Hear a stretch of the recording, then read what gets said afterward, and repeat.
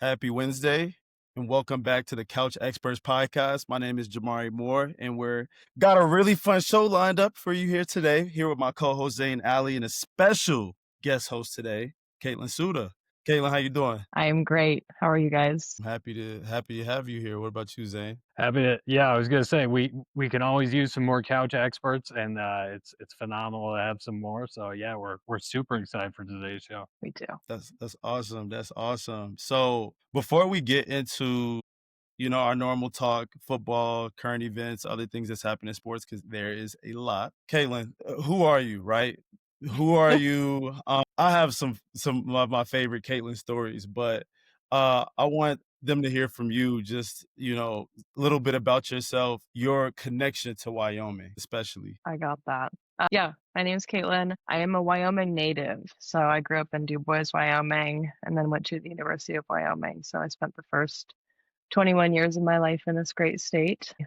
Started college at UW in 2017 and graduated in 2020. Short stint there with the COVID year and everything. Met Jahmari, I think probably freshman year. And so we had a little bit of a connection. And then I moved to Denver after graduating. So we were both in Colorado at the same time too. So we've just stayed in contact, which has been really nice. And I live down in Scottsdale, Arizona now. So I got into the finance route after college. And then kind of funny now that I'm on like a sports podcast, I get to actually say that I have a master's certificate in sports communication. So I'm not just like, I know a little bit, maybe I'll use that to my advantage, but I got that with Texas Tech because I just find all things sports economics very fascinating. And we'll talk about it for as long as possible whenever I get the chance. So this is very exciting for me. Last night, the UW Alumni Association actually hosted a bunch of different watch parties around the country for the CSU games.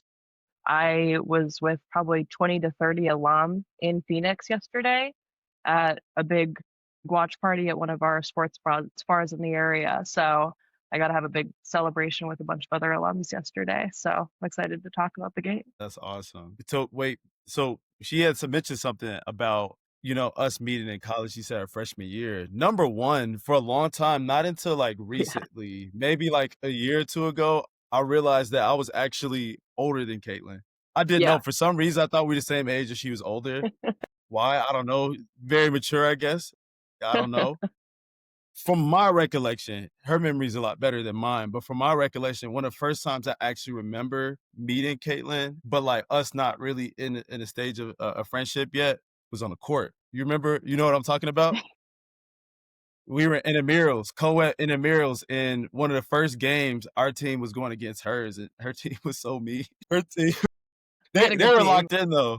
They had a good team though. We were still trying to figure it out on our side too. So that was one Yes. of my first experiences, at least meeting her. Obviously in UW, you just see people around. Nah, yeah. And then I think during the pandemic, right, when we kind of had more time, that's when we started to kind of get along. But it was like, she's a Packers fan. That's a disclaimer, y'all. Packers fan, all right? Big rivalry. And Bears fan too. So I remember around that time bantering a lot, but for my fellow Chicago Bears fans, hasn't been too much to boast about. So yeah, that's us, right? So that's the background of Caitlin, right? She's awesome. She's amazing. I apologize to everybody out there. I was gone. As Zane mentioned last week, I was in Nantucket. Just a quick shout out to Jack and Charlotte. They just got married. So I know they're probably out there listening somewhere. It was awesome. Never been to Nantucket. You get on a ferry to get there. It was very windy, seasick for a while, but it was really cool. It was a fun time, and I definitely love that region. I love that side of the country. So great time. Zane, I have to ask you though, how was it, man? Solo show. How'd it go? We talked a little bit about it off camera, but what was that experience like?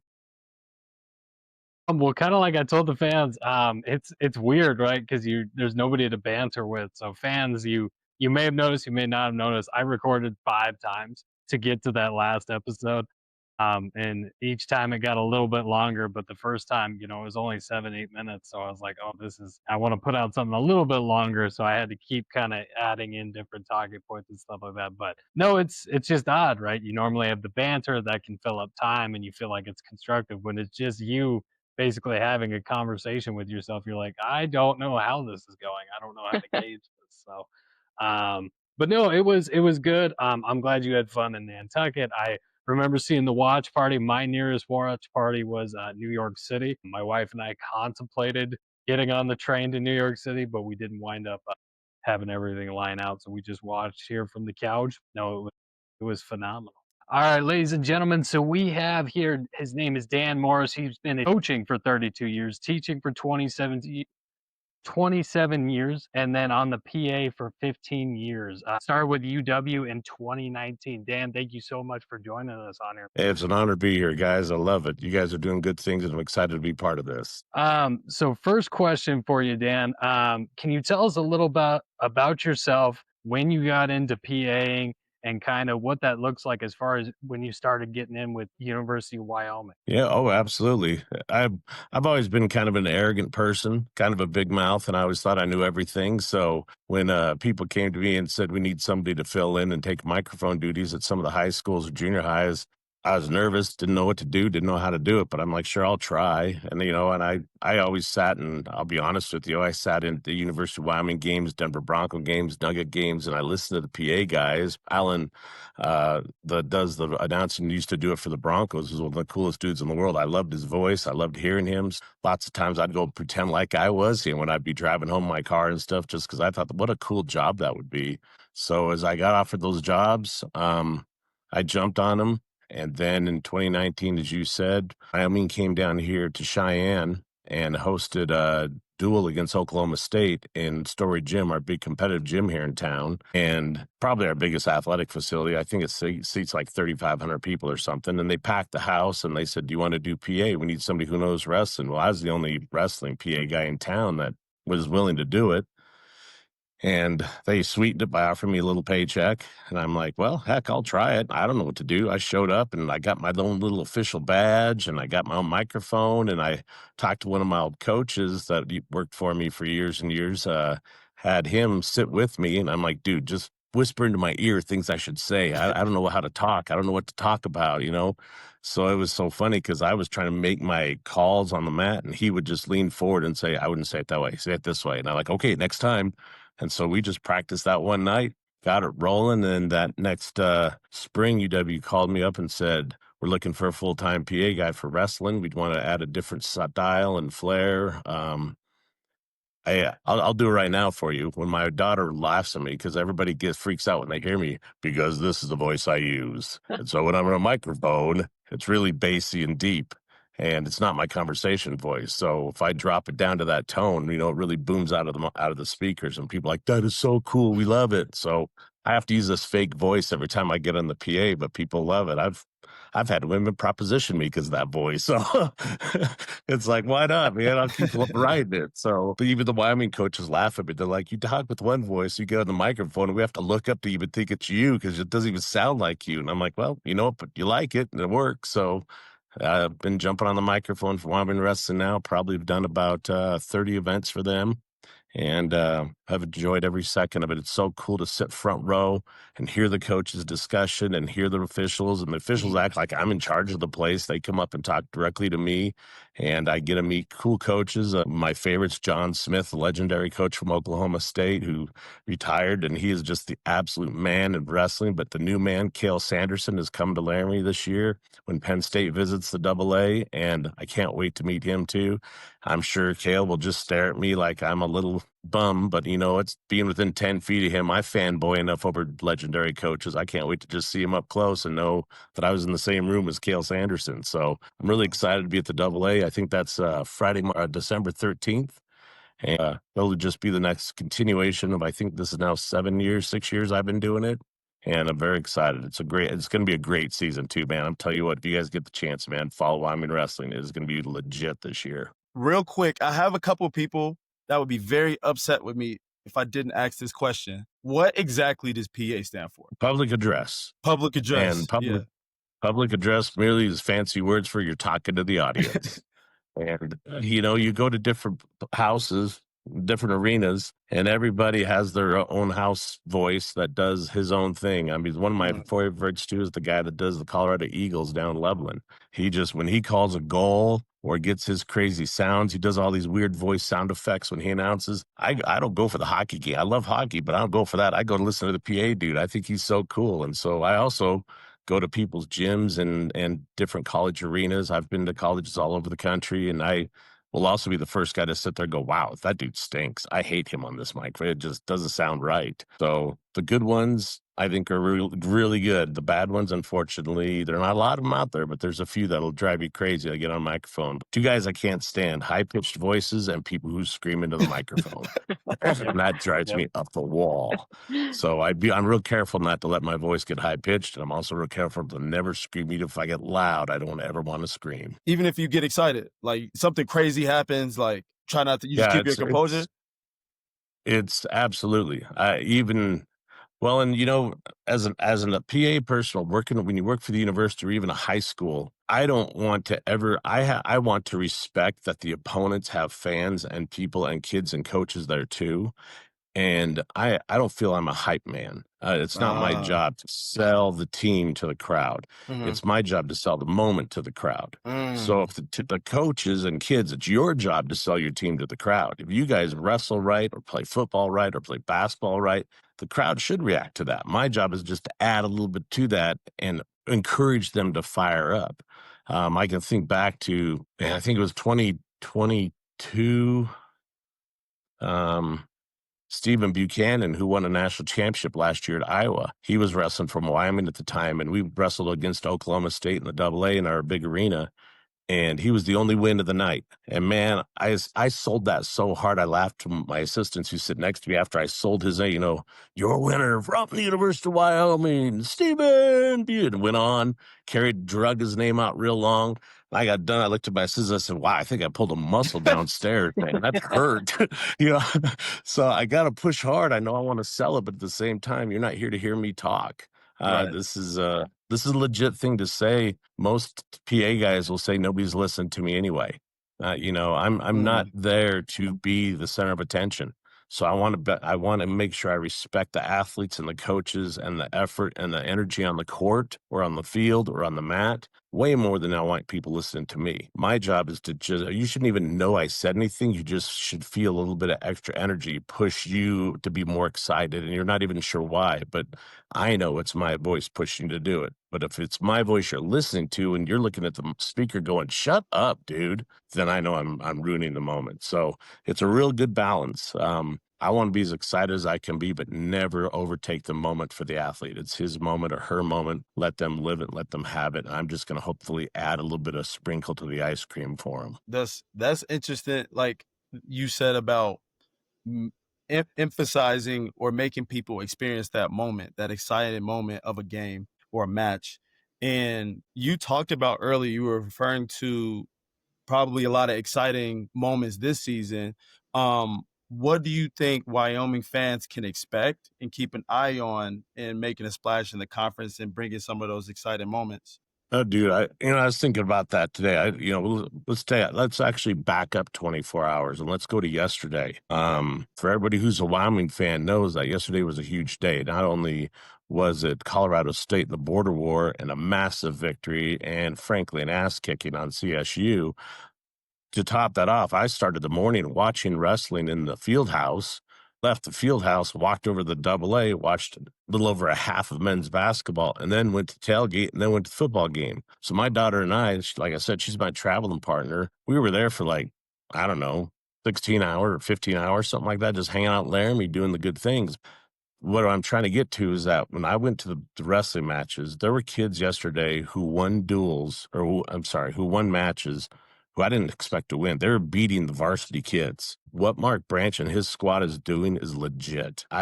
Only the insider is going to know what are going on in that mat, inside that mat right now in that practice room. But I visited with all the coaches yesterday. We sat down and had a couple minutes to talk before the football game, and they're like, Dan, serious, dude, I don't want to hype us too much, but we could be seriously legit. And I'm telling people, I'm not a coach. I can say whatever I want, and I'm going to say it right now. We're going to finish at the top 10 in the country. We're that good. We're that deep. We have that many kids. And the kids that were varsity last year on the traveling squad had better watch out because there's 6 or 8 kids on the roster who are hunting them hard. Where I'm going with that all then is watching that wrestling. My daughter and I were just like, how did he win? What, varsity dudes are losing. We're like, what? There's no way that should be happening. Coming off of Gabe Willishell, NCAA qualifier last year, lost yesterday to Antonio Avila from North Wyoming, Gillette. And Yep. Antonio, I watched him last year in some opens. He is a legit wrestler, 4-time state champion. He is good. And he is not mean like wrestler mean is always different than other kind of athlete means. So when you talk about other athlete means, you're usually talking about a jerk. Talking about wrestling is kids who just are relentless on you and just determined and never give you a chance to rest. And Antonio's totally got it. So watching him, Cole Brooks, who probably will be out this year with some surgery issues. He was a starter last year, but he's probably going to be on the bench a bunch. Gabe Willishell, Antonio Villa, 149 is going to be crazy at Wyoming. So we watched that yesterday. Then we go over to the AA, and we watched the men's basketball team take on College of Idaho. Which, all right, it's College of Idaho, 1,100 kids. People are going to go, who's that? Well, the last 2 out of the last 3 years, they were national champions at ANAIA. They're a legit program. They're 6'8" dudes. They got guards. They play basketball really well. They are aggressive. And Wyoming flat out dominated them. I sat there with my mouth just dropped open. I'm like, where has this team been? Who the heck are these dudes? Then, of course, you roll over the border war at the football stadium, and Wyoming whips all over CSU. I mean, as a Wyoming long 50 years, I've been going to Wyoming games. Dude, I feel so good right now about where Wyoming sits, and I tell everybody, this is the CSU win yesterday has set the tone. Believe me, I've been telling everybody last night after the football game, there's a tone set right now about what's going to happen over the next 6 months that is going to, I hope, pleasantly surprise a lot of Wyoming fans and maybe shock some other people across the country. I think Wyoming's in a great place right now. I was texting these guys yesterday, same thing, that we should have gone to Javon a while ago because last night was such a breath of fresh air for that offense and for that team. Mm-hmm. Circling back really quick, you touched on it a little bit, but what would you say? I know you said we're going to be good, but do you have any expectations as far as NCAA qualifiers coming out of the wrestling team, or you don't want to speculate on anything No, like absolutely. I got no problems bragging on dudes. I'm not a coach. I can say whatever I want. So yeah, let's talk it. First off, anybody who's going to hear me say this had better realize we might come out of the first half of the season with a lot of damaged goods. There's not a lot of teams across the country are going to wrestle Wyoming's schedule. We're gonna go to Western Wyoming this coming weekend, November 1st. And Western Wyoming is small town, small school, NAIA, but they are national champions. They've got pedigree, and a lot of the kids at Wyoming come from Western Wyoming. That's their next step up to the next level. So we've developed this great rivalry that we start early in the year every year. The Western over in Rock Springs. Get on the bus, travel over the hill, get over to Rock Springs, and Saturday night at 5:00. That's going to be a good test. Even though last year I was so proud of the team that I got to get a voice for, they dominated Western. I didn't expect it, but they dominated Western last year, and I expect it again this year. Wyoming's that good. Western is going to be shockingly surprised at how good we are. But then the scary thing is, well, before I get off on that, Joey Novak, who's probably our highest rated or regarded wrestler right now. He's number 3 nationally. He's not going to go to Western. He will be at the National Wrestling Coaches Association All-Star Meet. He and Coach McCade Ford are going to go there instead, and that's a highly select tournament, the best of the best. You send your 1 or 2 kids that you think are going to win everything. And Joey Novak right now, he's 197. He has a personal goal of a national championship. So he's going to go there. And then there's going to be the rest of the team going to Rock Springs. That said, we then head to the national duels 2 weeks later, the 15th, going to open up with Ohio State, top 5 team. We win, or I think if we beat Ohio State, then we have Minnesota, top 10 team. And that's going to how the season's going to be set. And the rest, however you look at the season that's going to work out, we're going to run after team after team. Then they go to the Soldier Salute. They'll have Vegas in December, all the best wrestlers in the country. And then December 13th, Friday night, the AA Penn State rolls into town. Number one country team, number one team in the country. So anybody who sees me saying, oh man, we're going to be great, we're top 10, we might be 500 at the end of December. I mean, but you know what? It's a good 500. Coach McCade Ford, he's an assistant coach with Mark Branch. He and I were visiting last night at the tailgate for the football game. He's like, Dan, I can't wait, man, but we have set ourselves up. We're either going to come out of this with feeling like we know we belong, or we're going to get a rude awakening, because we are going to face some legit competition in the next 2 months. And they're excited for it. It's what they want. Mark Branch is a competitor at Oklahoma State, national champion. He came out of the John Smith system, and he understands you can only be the best if you beat the best. So hanging out and picking up cheap wins here and there doesn't prove anything. And sure as hell doesn't prepare you for the NCAAs. And we've seen that a couple times with a few of our dudes that roll in there with pretty good records that get schooled, sent home too, because they weren't ready to face the best of the best. So that is the mission this year. That is exactly what they've tried to do intentionally with their schedule. Mark Branch has a lot of connections across the country to get the best teams. And the Big 12, the conference itself, is a hell of a wrestling conference. We produce a lot of national champions. We produce a lot of strong teams. You can't take a night off. Everybody from Cal Baptist to Utah Valley to North Dakota State to Oklahoma State, doesn't matter. You're going to find a good team to wrestle against every time you step on the mat. So that's the end goal right here. Yeah. The goal is they're not going to lay down to anybody. They're going to take on everybody that wants to take them on, and they're going to do their very best, because that's what they have to do. That's their goal for this year. Joey Novak said it best: I expect to be a national champion. And with that attitude, you can't believe they can't.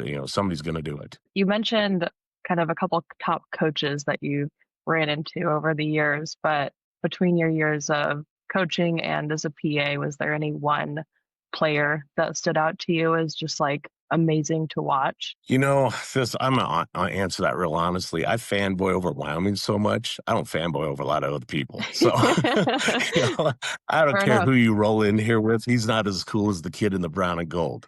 And so we've seen some incredible wrestlers. Oklahoma State has rolled in here way back when Bryce Meredith beat Piccanini in the story. Piccanini was a top 3 kid, and Bryce beats him. And so that kind of conditioned me to, I don't believe your hype. Football team, we watched Texas Tech roll into Laramie, and they got sent home with a loss. We've watched our basketball team beat teams they should have never touched. San Diego State, nationally ranked, they took a loss. So I don't fanboy over those schools or the wrestlers or the athletes, because I am pure brown and gold to the heart. And I would rather cheerlead and cheer for the kids in Wyoming than anybody else. And I don't care who you are, what brand yours, or what championship is behind your name. I still believe our kids can beat your kids. There's something unique about University of Wyoming sports, athletics, the altitude, the arena, the facilities. We do the right things at Wyoming, and we do them for the right reasons. So it would be cool if I could run you off a bunch of names, but honestly, I didn't care about any of them. I'm all about brown and gold. That's commitment. That's real commitment. Got one more question for you, Dan, and then we'll get you out of here. Every year, the University of Wyoming does a really unique wrestling match. It was in the barn. It was at Giant Frontier Park. Can you give us any insight maybe on what's going to be behind the curtain on this year? Or they got to keep that under wraps? No, this year they don't have an event like that scheduled. Those events, when we did the battle in the barn 2 years ago, and then last year we did the battle at the Daddy Mall Giant Frontier Days Rodeo Arena. The inside talk, and I was lucky enough to be part of the talk, because the coach is arrogant enough to state my opinion, and everybody wants to know what I know. I'll tell you. I was like, coaches, man, we need to pack up buses. We need to call somebody like Penn State and say, meet us in Gillette. Let's go wrestle in a mine, or let's go wrestle somewhere that's crazy that no one in the country's ever seen before. And I actually got that idea because in Europe, they had one of the European championships in an old coal mine, like in Czechoslovakia or something like that. And I'm like, that would be so cool. But what happened with that is they wanted to give back to Western Wyoming, and we haven't been over in Rock Springs in a long time. And with that being our opening duel, you can't wrestle before November 1st. So everybody tries to get that first weekend something special. So to pay back Western for their loyalty to come to Laramie for several years, Wyoming agreed to go over there. So that kind of killed our chance to host that opening night special thing. And I think Branch is hanging all of his hopes and dreams right now on the top of Penn State coming to town. That's Wyoming took a 54-0 loss last year there at Penn State. And there's no reason to think Penn State can't do that to us again. They're that good. They're deep. They're 10 men deep across the weights. They're legit, top to bottom. But I'm thinking about the kids we have. 141, we got a new kid, John Alden, coming in. He's a redshirt freshman. He was 20-8 last year in national opens. But he was 7-2 at the under-20 nationals, so he's legit. I already talked about 149 with Brooks and Willishell and Avia. That weight class is legit. We got a new kid, well, not new, but he's coming in, Sefton Douglas at 125. I'm going to be really excited to watch him. 7, we got Jared Hill coming back, and Jared is he's a grad student, I believe, this year. He's out of Oklahoma. And Jared, anybody who got to watch Stephen Buchanan wrestle for Wyoming, Jared Hill, we laugh when we sit at the scorekeeper's table because Jared Hill is like his twin. I mean, the same body movement, the same body language, the same kind of. But Jared just has this way of driving people crazy because he knows exactly when to stall without getting busted for it too much. He knows how to irritate other wrestlers. Jared's got this style about him that just drives people nuts, including sometimes us at the scorekeeper. So we're like, come on, Jared, score, man. And he's just like, no, give it a minute. I got it. But he'll be legit for us. He should be All-American. Eddie Nightenbach, last year's a freshman, showed up. The first night he wrestled, we were sitting there watching him. He came out. We're like, okay, who's this Nightenbach kid? He comes out at 184, and oh, God, I can't remember now who he was wrestling, but just destroys the kid. I mean, like 15-6 or something like that. And all of us look at each other table like, what the hell? Where did he come from? And he jumps up and he runs into the crowd and jumps on his mom and dad, and the crowd goes crazy and screaming. And he just like, this is the kind of dude we need energy from. Eddie is the man, and he's going to get pushed with a lot of strong ones. He went 15-9 last year, but NCAA qualifier. We talked about Joey Novak, 197, totally legit. That's Joey. I love that Joey said, I plan to be a national champion. He will be legit. And then I'm going to tell you right now, man, the secret that people don't know yet, well, they're hearing about it, and we're going to see it when the season gets rolling. Our heavyweight, Christian Carroll. I ran into him in the gym yesterday as we were heading into the field house. He was in the hallway with his dad, had his singlet off down around his waist, and he had just competed. My daughter and I both just came to a stop in the hallway. We're like, this dude, I don't know. You guys probably know who Brock Lesnar is. He's built like Brock Lesnar, man. Oh, I mean, man muscles everywhere, and just got that country boy white skin about him. Hasn't seen the sun a lot, lived way too long in a gym. And just, he is a monster, and he's tough, and he's mean, and he takes the best kids on in the wrestling room and beats on them. He's not afraid of Joey Novak. He's not afraid of Eddie Knight. None of those dudes. He's like, bring them all. I will beat on them and teach them to be tougher. We've had a couple kids step up and wrestle really hard at heavyweight and do their very best. We just haven't had that face at the heavyweight, that kid that scores or at least protects, not giving up bonus points and stuff like that.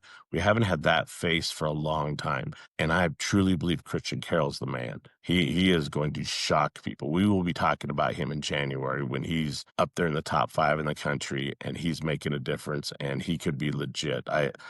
If he's not a national championship, not champion by the end of his career at Wyoming, somebody did something wrong, because he's that good. He's legit. It would be cool to have 5,000, 8,000 people in the AA for that Penn State duel. Mhm. Let's get crazy and let's hope for 10,000 people showing up there. If you go to almost any other top 5 program in the country, they could put 10,000 people in an arena for a wrestling duel. One time, fans, let's go do that. Let's pack the arena and make that place. Other teams, basketball teams, hate come to the AA. And it just, we have a name about us across the country that don't go to Laramie. The altitude's too high. They have really cool facilities. The crowd gets crazy. All these negatives that the other schools think we have that are positives for us. Let's see that come alive for a wrestling duel. And when Penn State comes to town, even if you want to kind of show up on blue and white and cheer for the Nittany Lions, I don't give a crap. Just sit in a seat and cheer, man. And just be there, because I think the event will be cool. And then seriously watch the rest of the season. There's going to be, I think we have 6 home duels. Most of them are potentially put in the UNYO, which is only 1,200 people. And Mark Branch will tell you the reason he wants that is he wants it packed. He wants tickets to be exclusive. And if we only had crowds of 300 showing up, but it's every time we do it, even on blizzard nights when you can't hardly get to Laramie, we'll still have 1,000 people in there. And so it gets loud, it gets intense. The fans know the rules. The officials always joke with me. They're like, I hate coming to Wyoming, man. Your fans know exactly what I should be calling, when I should call it. And they're so close to the mat that they scream and holler, and it gets real intense. So you can really clearly hear the fans, and they start talking smack. And sometimes I sit across the mat, and I'm like, dudes, chill out. Don't. We're crossing a little bit of a line right there, but I'm not going to stop the energy. I love it. And if the fans want to get crazy, I'll help them out, get a little bit crazy too. So keep an eye on the schedule, and I encourage you guys and everybody, come up, man, at least catch a couple duels this year. You're going to be really impressed and amazed by what you see. I appreciate you taking the time to talk with us and get a message out to the fans. Do you have any closing remarks or statements you'd like to end on? Well, probably a couple. Then that's if there's Wyoming fans listening to us, and I hope there's a lot of them. I hope those Wyoming fans stay behind their programs, stay behind their universities, stay behind their kids, because we have a lot of good things happening. I know one thing that bothers me, because I try to keep everything in coach perspective. It bothers me when I hear people criticize coaches, whether it's a football staff or basketball staff, whoever. And I am quick to defend them, even though I will also criticize them, but I don't want to post stuff online and get nasty like some people will. But I think if everybody just understands there is something happening at Wyoming right now that a lot of us don't yet realize, and we're going to look back after this year when that's where it started. We've had a lot of trouble with our women's basketball program finding their identity. We've struggled with our football team. Coach Bull he had an identity for 10 years, but he never really pushed it to that next level that people were hoping for, that consistent bigger bowl, that kind of thing. He had a lot of success, but not yet quite where we wanted to be. And I think I truly say this. People laugh at me for saying this, or I think some will, but I do believe in Jay Savell. I've talked to his players. I coached 2 of his players. I personally know the kids on the team, and they love Savell. And as fans, if the kids are buying into it, loving it, as fans, you got to support that. You got to believe in that. And more importantly, I think Sundance Wicks at the basketball program, Heather Ezel at the women's basketball program, these are coaches that kids love, and they want to compete for them. They want to be there. They want to be Cowboys and Cowgirls. So Wyoming fans have got to understand that. Give these coaches the chance, man. Give them the opportunity, because these kids want to be there. We don't get decimated by the transfer portal for a big reason, because kids believe in it. Wyoming football didn't get destroyed by the transfer portal purposely because kids said Coach Savell can do it. Sundance Wicks is not going to have a bunch of dudes bailing on him, because those kids believe in it. So I want the Wyoming fans to have faith and believe in this. And there's things coming. There's good things happening. And of course, man, be it the UNYO and the AA for wrestling, because Coach Branch has got some magic happening that people are going to be amazed at. Even if you've never wrestled before, the energy of a wrestling meet and the craziness, the intensity, you can't help but turn into a massive fan, even if you have no clue what just happened. I know the Wyoming kid stood up and raised his hand, but I'm not sure how the hell he did it. That's okay. Just show up and scream anyway. That's the people we need. And it just takes one good football game like last night against Colorado State, one good basketball game, one good wrestling meet to sell it to a fan. And Wyoming fans, come on, man. Come to Laramie and do your thing. We're known for being obnoxious. We're being a little disrespectful. Carry on. Let's do it. Let's keep it going, because it's a good thing happening right now in Laramie. Ladies and gentlemen, well, that is Dan Morris, voice of Wyoming Cowboy Wrestling. Dan, we appreciate you so much, man. Thanks for joining us. Absolutely, fellas. Good seeing you all, and go Pokes. Thanks. So watch party for the game, right? I think that's something that a lot of people are looking forward to hearing us talk about, right? I mean, reactions, takeaways just from the game, because I have a lot of thoughts. on the game. What is just initial reactions after the game? Electric. I texted both of you guys this. Should have gone to Javon Bow night a while ago. And I'm not saying that any ill will, right, to the offense as it was before, but that was night and day, and it was refreshing, and it looked like all the same philosophies with the preaching finally worked. Mm-hmm. And that's just what was the breath of fresh air. How about you, Kate? So I went and watched in person in Laramie the San Jose State game a couple weeks back. And it was like, it felt like finally for the first time this season that they were starting to put the pieces together. We had defense really stepping it up in the second half. And I felt like Caden Anderson was just like really getting comfortable in his position. And I feel like we just eliminate Air Force's game. And this was just like a perfect buildup from that San Jose State game. And they looked like a complete team on both sides of the ball. Defense looked amazing. Caden Anderson looked incredibly comfortable. Like he looked like a real leader out there. And it was obviously just like a shutout against Colorado State in Laramie to get the boot back it can't get much better than that. So yeah, it was pretty awesome to watch. I agree with that. From my reaction, I have to start off with hate.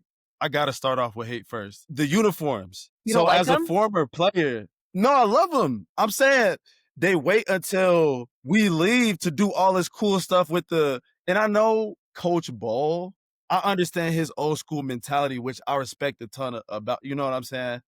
I was gonna say, so let me interrupt because we tried. So I was friends with all the marketing department, right? I was on the facility side. We pitched a whiteout to Bull, a blackout to Bull, a gold out to Bull. He finally okayed the gold out at one point. We tried stripe out. Yeah, man, it was, and like you said, Bull he's phenomenal, dude, but he was just one of those, like, didn't want names, didn't want any of that. Yeah, man.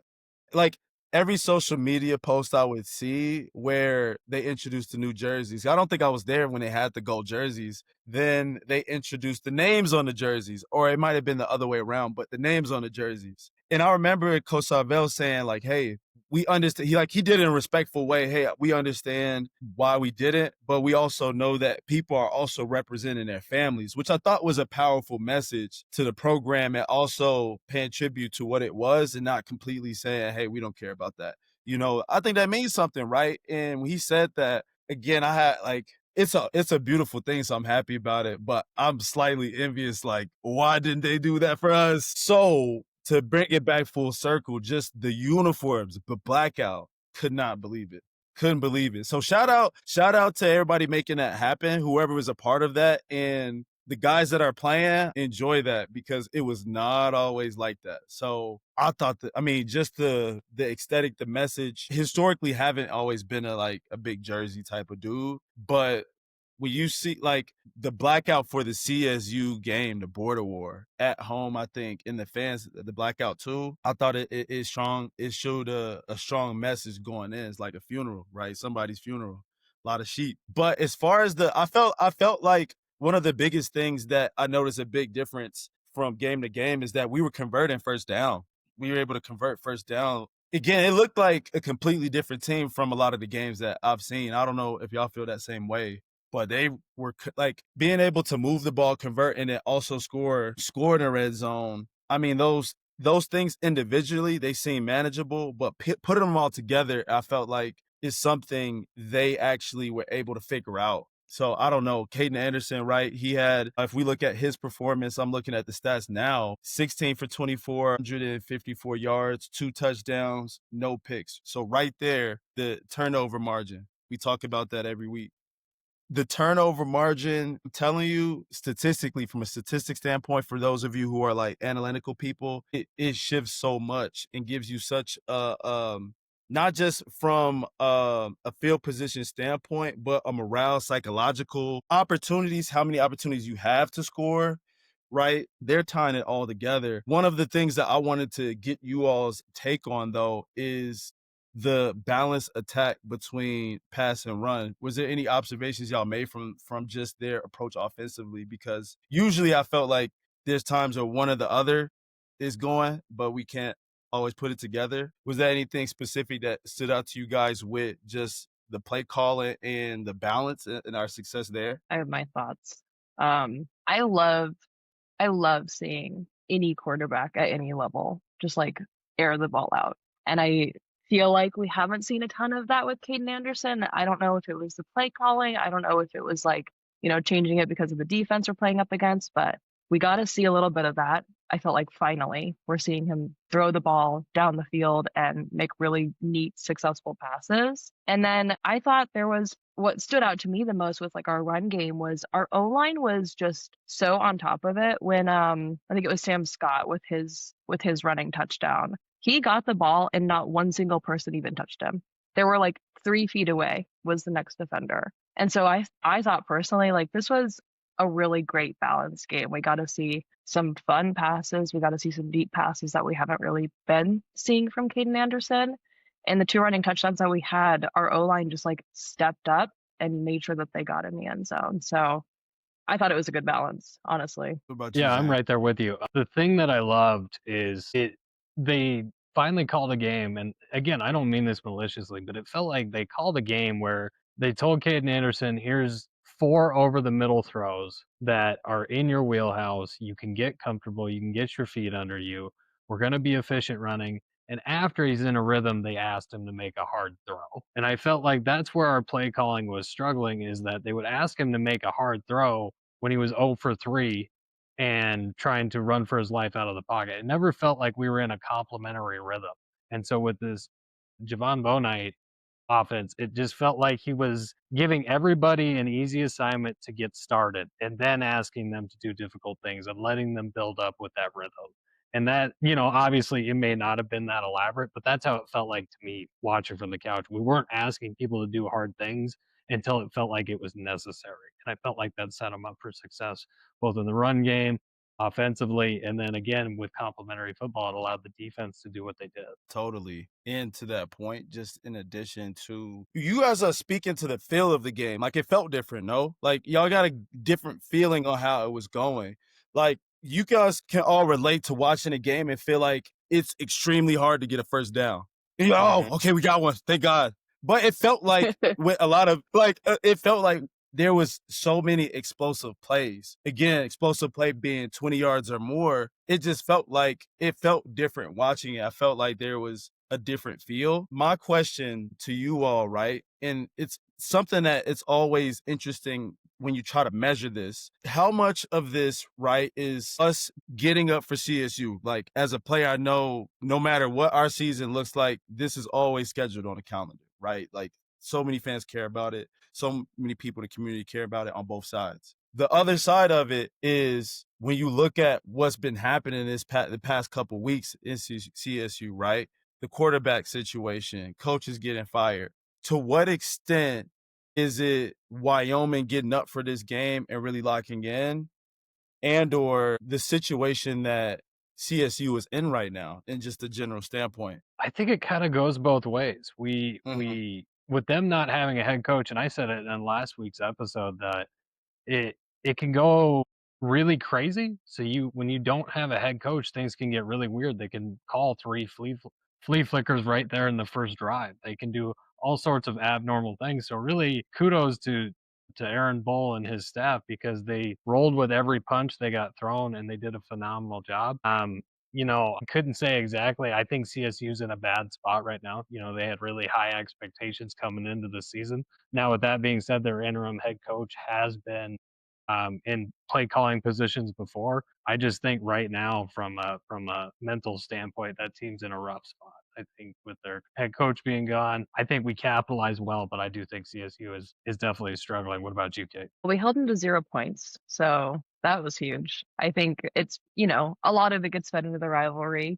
That's just how it always is with CSU, whether we're playing down in Colorado or we're playing in Laramie. But I will say, like, even though they lost the game against Air Force and they barely scraped by with a win on San Jose State, I feel like I'm seeing this, like, there's a little bit of improvement each game. So I don't think it was solely the fact that we were playing our biggest rivals, and obviously CSU is first day with a new coach, but I think we're going to hopefully see the rest of the season them just kind of increasing a little bit each game, kind of like we have been seeing the past couple of weeks. I think maybe they're just getting their groove a little bit later in the season than we would have probably hoped for, but they look good. They look good for sure. I had this when I played in Wyoming, it was a lot of turnover from the coaching staff, but it was because we had a lot of success starting in 2016. And every year we have a new coach. What I can remember is that on defense that year, we were not good. So the coach got fired that year, and then we got Scotty Hazelton that next year. The thing is that when you have a coaching shift, I know it's different from head coach to position, but what you have to think about is it can go either way. because sometimes you need a change. If something's not working and you have a coach that might be stubborn, right? That change is probably what people need. So I'll be interested to see how they carry out the rest of their season, because for all I know, they could have a great season from here on out. And that would maybe speak more to us just probably just being more dominant at the end of the day. And again, them having more time to adjust. So I'll be interested to see what that's like and what their season turns out to be afterwards. So then you can kind of get a bigger sample size of that impact, because again, coaches changing. I mean, even we felt it right last season. And so I think that what I then go back to, and we talked about in previous episode about how Coach Sabell's like, also he's kind of growing and he's learning, right? Do you all feel like there are things with him specifically that you've noticed as far as decision making with coaching, whether it's who he's playing, right? The approach for how we're playing on defense? Are we airing the ball out more, or are we running the ball more? Just, are you all seeing any growth from the coaching standpoint? I think so, right? I think we're seeing growth just in the fact that we're figuring out things that are going to work, right? Obviously, Jay Savell, this being his second year, it's already a night and day difference between last year and this year. I think he's getting more comfortable with who he is as a head coach and understanding his role as a head coach and understanding what the coordinators need to handle and where he can contribute. And I think we're starting to see him empowering his coordinators. We saw that with Javon Bonite. We see that with Aaron Bull. I think he's allowing them to do the best version, be the best versions of themselves. And we're starting to see them get, kind of like Kate said, starting to build up one game on top of each other. As far as play calling goes, I don't know if I would say it's substantially different. I just think that, like I said, they're getting more of a rhythm and they're getting more comfortable with it. That's just kind of my thoughts on it. What do you guys think? I was just gonna say, like, obviously I never played football, if you couldn't tell. But like as a viewer and like a fan of Cowboy football for however many years I've been in and out of college. When I was in college, Jahmari, you can probably attest to this too. Like Bull was fairly reserved when it came to using his pass game. Like it was frustrating for the viewer to just see us run the ball 85 times a game. So anything from that, and like our run game was great. We had some really great running backs in the time that I was in college, but like anything from just like, oh my gosh, Wyoming is so predictable on offense. We're going to run the ball 3 out of 4 times and then hope on third down we can get a pass. Like anything from that, I consider to be more exciting and entertaining for the viewer. Right? Like I'm not a player. I can't be like, oh, this makes more sense. This is better for the team or who we're playing against in their defense. But like as a viewer, it's definitely more entertaining to see our quarterbacks throwing the ball, even if it is a 10-yard play or a 12-yard play or something like that. So I think I've been seeing that a little bit more over the past few games, whether that's, you know, a testament to the new offensive coordinator last game or whatever the case is. For me as a viewer, that's a positive thing to see. Okay, so I probably asked this question to Zane maybe like episode 1 or something, maybe episode 2. Like, how much of the X and O's do you pick up on or have learned over your course of watching ball? Like, I'm very interested in how much you understand. I couldn't name like a specific offense type, right? Like I couldn't. Okay. Somebody could show me a play and I wouldn't be like, oh, that's this kind of play, right? I wouldn't. I know a handful, but not very many, and I don't know defense types. Like I probably like I can pick up on a zone and a man defense, but like anything past that, I am lost on the technical side. But I know the rules of the game. I know as a viewer, like, hey, this is what's frustrating, this is what's not. And I would say, like, I mean, you know, I was friends with a handful of these guys that were on the team, and I would like after games, I would text them and be like, okay, break it down for me. Like, what happened on this play? Why did this happen? Why are you guys doing this instead of this? And like, I was so interested in learning more about the game. So I would just like ask a bunch of questions as much as I possibly could to learn more about like the technical aspects that you don't get just from like being a casual viewer. So I think I would probably be way ahead if I played like NCAA football on an Xbox. I feel like that would be the next level of expertise that I would need. Believe it or not, if you and I have more conversations about it, you pick it up pretty fast. You would pick it up. I'm Knowing sure. you would pick it up really fast because once you understand, and we kind of incorporate it a little bit when we get into like reviews or previews of games, like what type of defense do they run, what type of offense do they run, and what are they trying to do? Because there's keys and there's tails in each side of the ball, right? And that's like one of my biggest like takeaways from my college experience is I actually got a chance. Not a lot of people get to say this, but I've played every side of the ball, special teams, defense, and offense. So it really helped me understand the game from a more holistic standpoint, which I honestly wish I did much earlier in my career. But I went to a school where I didn't need to play both ways. The school I'm at now, kids are playing every snap, right? They're All playing three. special teams. They're playing everything, right? All And three. so I get excited for the kids that I'm coaching now because they get to understand both sides of the ball. So if they do want to play college, then they understand the game more holistically. So the more, we'll talk more about it and you'll pick up on it. But you talked about defenses, right? And Zane, I wanted to ask you about that, right? Shutout, goose egg, right? What is that? How does that make you feel, number one? And number two, what specific aspects of the game defensively stood out to you? Quarterback pressure. They had to pull their quarterback after 3 interceptions. It feels phenomenal because we did only get 1 sack, but quarterback hurries from this game was lights out as far as getting pressure on them.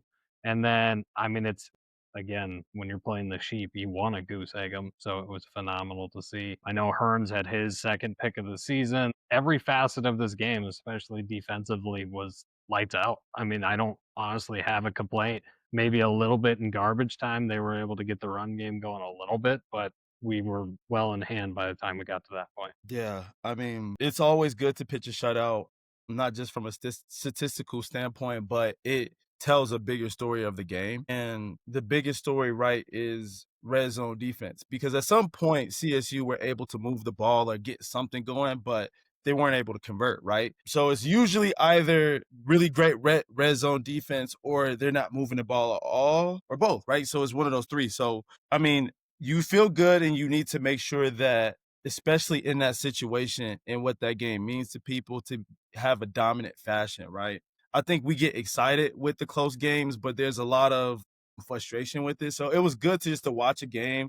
I'm at a sports bar. I'm with one of my friends that has I'm with Cadriel. He has his CSU gear on, and I'm just looking at him the whole time. The TV's right here. I'm just looking at him like, this is your team, right? And so it just felt good as a Wyoming fan to like not feel like it was hard to score the ball, and it was easy for us to get stops without having a bunch of like crazy penalties, which I thought was a big takeaways too. Because I mean, playing clean football, you're not shooting yourself in the foot. And I know sometimes calls, some of them can be really subjective, but I mean, the definition of clean football, I mean, I think that's what we got a chance to see. And because it was them, it just felt that much sweeter.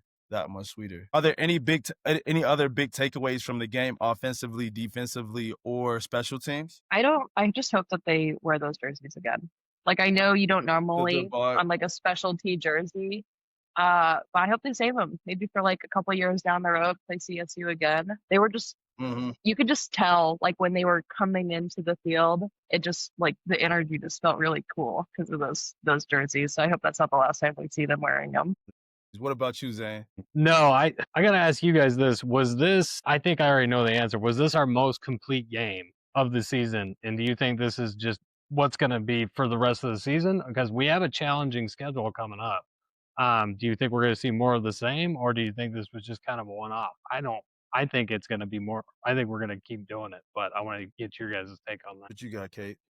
I hope they don't plateau, right? Like this was an amazing performance, and I hope that it doesn't just like kind of stay the same. I hope that they keep looking for those improvements. But yeah, you're right. Like Colorado State is always going to be, we're going to play our hardest. So I would be surprised if they played lights out again in the next couple matchups. Do I hope for that? Yes. But there's a couple hard teams in our conference. So I guess we'll see if they step up to the plate. I like that.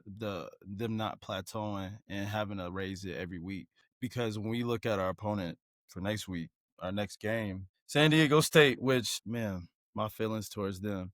There's a lot of, I'll talk about it at some point on this podcast, that there's certain teams that we got a lot of smoke for it that people don't realize. So I'll get to that another one, but San Diego State is one of those. And they're scoring about 29.6 points per game and then allowing 10.4 a game. So statistically, that's winning football, right? And that's like some pretty eye-opening statistics, right? Defensive only allowing 2.7 a carry, whereas their offense is over 4 yards a carry. So for me, I think if the line play is consistent, if they're able to control the line of scrimmage like they did in this previous game and even add more, then I think that they'll be able to see more of the consistency. It just starts at the line. If you're able to stop the run and control the line of scrimmage there and run the ball, then you now open up the playbook. So when you are in a situation, if you think defensively, like opposing defense, if I can't stop the run, there's no reason to pass the ball for them. We have to now get all of our guys in the box, right? Now we have to put in personnel, bigger personnel, probably less versatile and less agile, able to cover passes. Now we have to dedicate all of this to the run. And just when we do that, play action, right?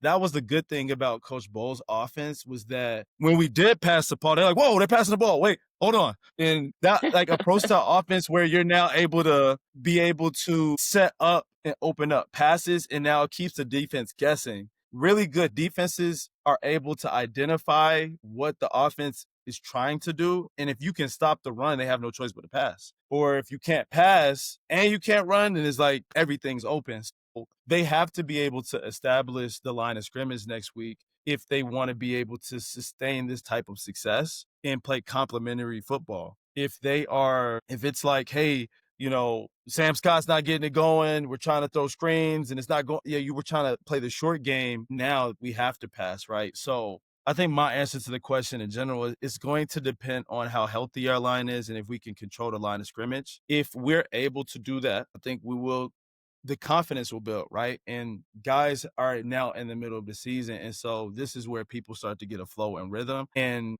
every game means a lot, especially when we're trying to actually get somewhere. So that's a good question, right? I'm excited for the game. I think the game is at 5 p.m. 5 p.m. Different. So Mountain time, 5 it'll be p.m. 5. Okay. Pacific time Okay. 4. That'll be for me. Okay. Yeah. Nice. We're all And over then the it's place. 7 p.m. Okay. for me, so That has to suck though when we have the later games, right? I hate it. I can't stand it. I haven't Jeez. watched Monday Night Football this year. I don't watch Sunday Night Football either. Oh my God. Yes, because it's so late. You're right. Yeah, by the time you get to halftime, it's like 10:30, and I'm like, all right, well, I'll catch the other half later. Like that's all I can do. Monday night, I don't even watch it. And then Well, they Like, got the you're on the early other Monday side night of the games. spectrum. Yeah. Yeah, I they know, got the I'm early ones now. You blessed. catch those. Yeah, this time of year when because we don't do daylight savings time, so before end of Mhm. October, I get 10 a.m. games on Sunday, so I can just like all of the bars in town, they have like the brunch specials, so I can just go get brunch if I want to go watch at a 10 a.m. game. So I can't complain. It's nice bottomless over here on the West mimosas Coast. Yeah, exactly. Oh, that's so that's so nice. And then even with hoops just starting, right? They've had some really late basketball games. So Zane, I don't know if you even watch any basketball, are you? I mean, I follow the Nuggets, and I'll follow college hoops as we get going, but I'll run into a similar deal. It's gonna get too late. That's all it's gonna be. What outside of the Nuggets, have you been following what's been going on with this gambling poker scandal? Yeah, it's I don't even know, man. It's bananas.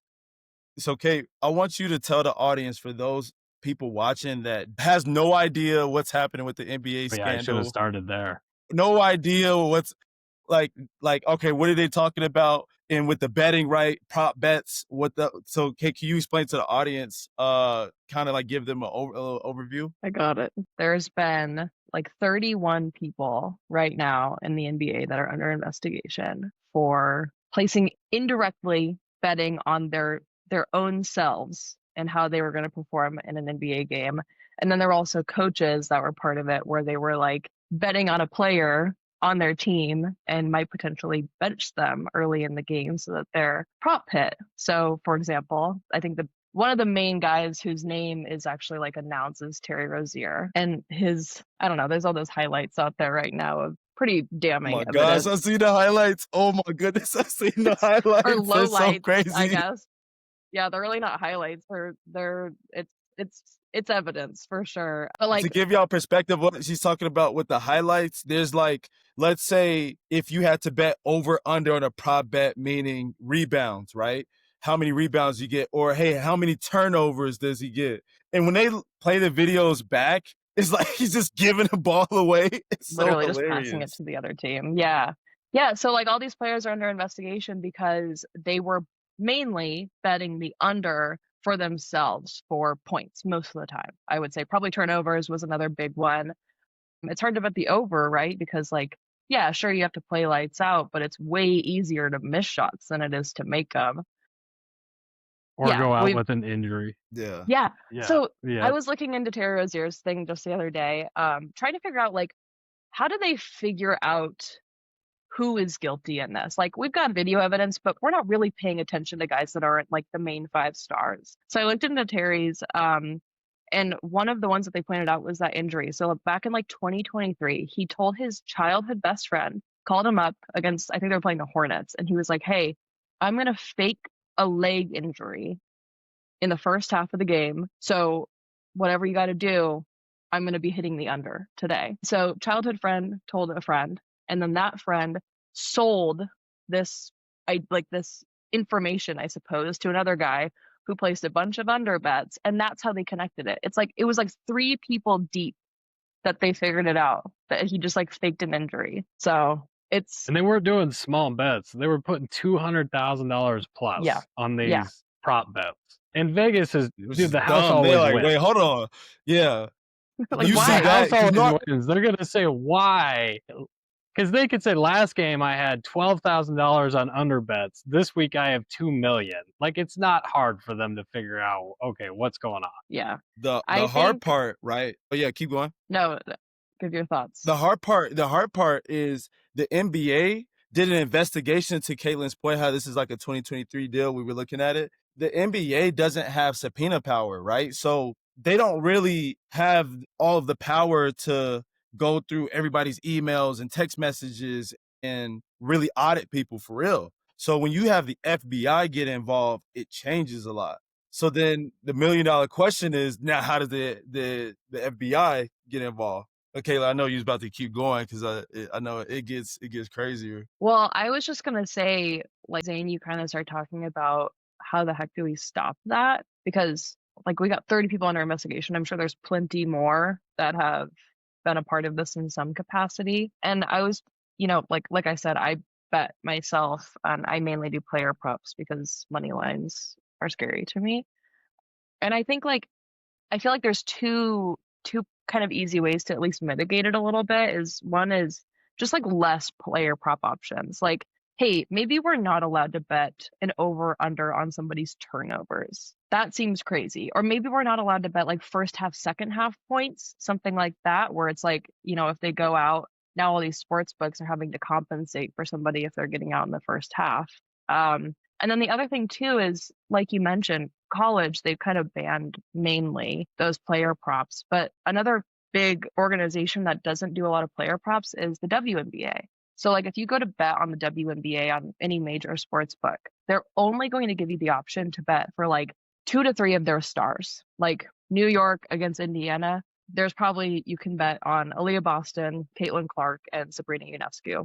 That's probably the only 3 people, and you can bet on their points, maybe rebounds. So like maybe we're not allowed to bet on bench players anymore. Maybe it's only the major stars that we get the option to bet on points, rebounds, assists, and that's it.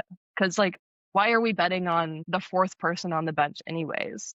It's suspicious regardless. So those are my thoughts. Just to deepen that point from an ethical standpoint, these players are making millions of dollars already. Like they're already making millions of dollars. So right away, what I think about, my personal opinion, I think a class action lawsuit is coming, whether it's against the sports books, I don't know. But if I'm a person that has been betting money on these games and that's what's happening, these props specifically, then I see this getting very, very messy. And I think the NBA, I think that while this is like bringing a lot of I mean, this is bringing a lot of attention to the NBA. I don't know how much of it is good. I think the biggest thing that they're worried about, it deepens a little bit because number one, there's a legendary player and coach of the Portland Trailblazers, see Phillips, involved with it, and apparently they're making a connection with the mafia. Now, Kaylin, I was hoping, look, that my emotional side came out, and I know usually you're very analytical about how you look at this stuff. Not to say that you don't get emotional, but I know you're a little bit more.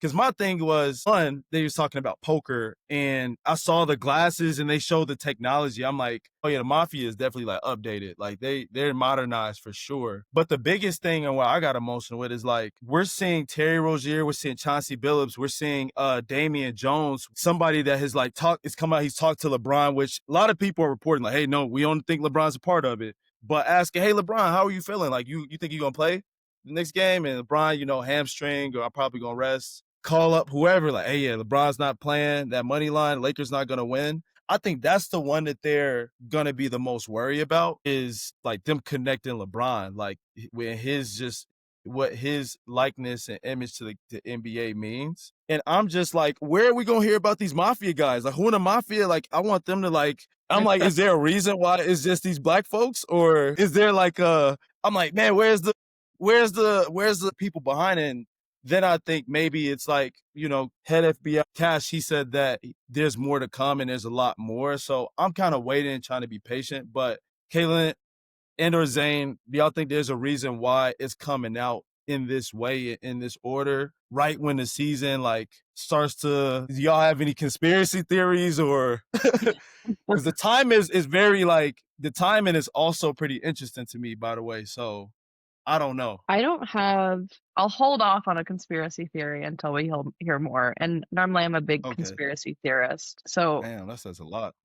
I'll reserve, because when you're getting conversations of like, hey, the mafia is involved in this, and like it could be way bigger of a circle, and it's not just NBA. Like, it's kind of insane to think of as just like a casual viewer of sports. You're just like, this is just a game I like to watch on TV, and you just like don't go into the game like all these like, these are just puppets, of like this grander scale to make money. Like, you don't want to go in as just like a enjoyer of a sport and turn on the TV and be thinking about that all the time. So I'll pause on that. Yeah, but I will say, just as an observation, not a conspiracy, as an observation, is NBA season has been started for like only a few days already. I've been pretty lights out on my over bets lately. So I think all the players that were involved in it that are in the league right now, I think they're like, let's play how we would normally play right now. And I will say, I'm just saying, my bets have been hitting, and I've been hearing that on like other people on Instagram. They're like just saying like, ever since the investigation, like all my overs are hitting. So good for the viewer, good for the casual viewer. I had on Prize Picks hit a really big over, like really big. I mean, demon picks, really big, Yeah, really crazy. big. So I've noticed that too, and so this is no advice from us, just saying observations. I don't know if Zane, if you noticed any of this. Yeah, Zane, do you have anything else just as we close this topic? You got anything related to the sports betting deal? There's a reason sports betting was banned for however long it was banned, because it was a tool and a medium for underground crime organizations. Like, I'm pretty sure the Gambino family is the main reason it got banned the first time, and now lo and behold, they're back. So it's not exactly surprising. I don't know. Anytime you have sports betting, I mean, you're gonna run into issues like this, whether people get in with the wrong crowd or they just want to get a little bit more greedy or whatever it is. I think anytime you have legal sports betting, this is gonna be a part of it, unfortunately. Well, before we close, we gotta do the couch question of the week.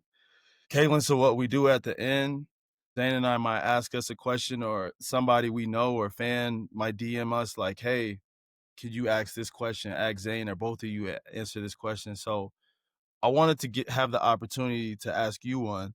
And then if you like, right, optional, you can ask us one. The question is, what is one of the biggest misconceptions you've learned about Wyoming football and or Wyoming football players while attending UW? Because the context, everybody, right? Caitlin knows a lot, right? Like a lot of people on the team, at least from when I played, like an era, like she's one of the homies. So when you one of the homies, you get privy to maybe information or a side of it that most people don't see. So what do you think? What's your answer to the question? So my dad went to the University of Wyoming. He's an alum from there as well. And he used to tell me how the basketball players specifically, he would get so frustrated with the basketball players because they would show up on the first day of class and then never again. And they would just get the answers and they would pass, and the organization did not care about them as students, only about athletes. And so he kind of warned me about that. Not warned me, but he was like, just be ready. You'll never see the athletes on campus. So the one thing that I was surprised about was I was in business classes, right? So I was with a ton of different athletes from different sports, and everyone sat in the front row. There were no hoods on. There were no headphones on. You guys had the checker that would come into the beginning of class to make sure everyone was in attendance, or else you had to wear that a pink shirt to practice or whatever the case was. It was a green shirt, the green "I let my teammates down" shirt. I wore it once. It was a green. Yep. So what she's saying, y'all, there used to be somebody secret spy. I'm not exaggerating. It was some type of spy that worked for the football team that checked to make sure guys went to class. And it was random too. So if you got caught not going to class or something like that, then one of the punishments would be during practice, you would wear a bright green shirt or jersey that's in big white letters, "I let my teammates down." And it's one day, it is probably because of class. One day, how can you not? We had 7 guys in the jersey. I was like, oh my gosh, I know they had that many. Yeah, so that was probably one really interesting thing is a lot of the guys that I took classes with, especially in my more high level capstone classes, they actually cared about their academics in some capacity and wanted to make sure that they were not letting their team down. So that was kind of a fun takeaway, but also just it's being from Wyoming. It's very fun to see an entire state back people from one university. So it was just cool, going to UW and just seeing the pride that came from all these guys that most of the time went to a neighboring state. A lot of you guys came from Colorado or came from Wyoming or Idaho or something like that. So it was just you could feel the state spirit coming from the athletes, especially the in-state ones. And I played with and against a lot of the women's basketball players and stuff like that. So it was just it was cool being able to see just that state pride going to UW. And I don't think you get that at a lot of universities because you don't have an entire state backing you. So that was always a nice connection that I still have with a lot of friends down here too. That's a great one. Okay. That's a great takeaway. Takeaway. Especially, look, as a football player, y'all, there's a lot of bad assumptions that get put on you. Some things I get, some things I might be Some are true. Okay, I feel you. Some of it might be true, but a lot of it, I promise you, there's more good people on the team than not. So I want to put that out there. Zane, do you have anything to add to what she said, or just anything that either about what she said or anything that you've experienced with football players? I had a great experience. Like I said, I worked in athletics, so I got to learn, about a ton of people in pretty much every sport. And I was in Whitehall again in business classes, so my entire floor was football, and so I got to meet a ton of guys. I had KP was there, Johanna was there. I had a ton of guys on my floor, so I got to meet a lot of them and get to know them. But I'll be honest, you kind of do always wonder, okay, are they here for football or are they here for both? And most of the time it was both. So, hey, y'all heard it. Look, y'all heard it from them, right? Listen, I promise you, it was a time somebody on the tennis team was like, yeah, our coaches told us to stay away from football guys. And I'm like, what? Come on. It's okay. We're good. We're good. Before we close, Kate, you got anything for us? Wait, so do I get to ask you guys a question? Anything you want. Okay. My question will be, besides Wyoming, is there another college football team you guys think are exciting to watch right now? Maybe a surprising one. Zane, what you got? Put me on the spot. Oh man, my in-laws are all Nebraska. So I follow Nebraska as much as I can. With that, they're very frustrating right now. So I'm going to go with either Nebraska, or I really like Georgia Tech right now. I think they're a team that is a powerhouse, and we knew they were going to be good. I didn't know they were arguably a playoff team good. So they've been a fun one to follow. I like that. Illinois, the biggest thing is that I was recruited by them when I was in high school, and they weren't the best. Like, they weren't viewed as, like, at least around that time, from what I was aware of, that they were like the top of the top. It was always like the Alabamas, right, or Georgia, like Clemson, right? It was like a lot of Clemson too at that time. To see them doing a lot better around this time, I definitely pay attention to see how they grow. Now, obviously, they're not like, you know, up there, but they've been ranked a couple times and they're winning some pretty big football games. So that's the team that I pay attention to, and just, you know, I keep my eye on just for personal reasons. So that's what I got. So with that being said, Caitlin, yo, it's been really fun having you. How was it being on? So fun. Thank you guys for having me. I love talking about football. I spent my entire day watching games this morning, podcast, and now off to watch the Packers game here in another 20 minutes. So it's been a perfect, well-rounded football Sunday. So this is a great way to top it off. Thank you for joining us. Zane, Caitlin, do y'all have anything else to give the fans before we get out? No, thanks so much for coming on, Caitlin. This was awesome. Obviously, any extra couch experts is always welcome. So Thanks for having me. I enjoyed it. And we'll love to have you back. All right, everybody. Thank you for again tuning in. Another episode of Couch Experts. We hope to see you again next Wednesday. Let us know in the comments what you think. If you want to get on, DM us, and Powder River. Better buck. thanks, guys. Go Pokes.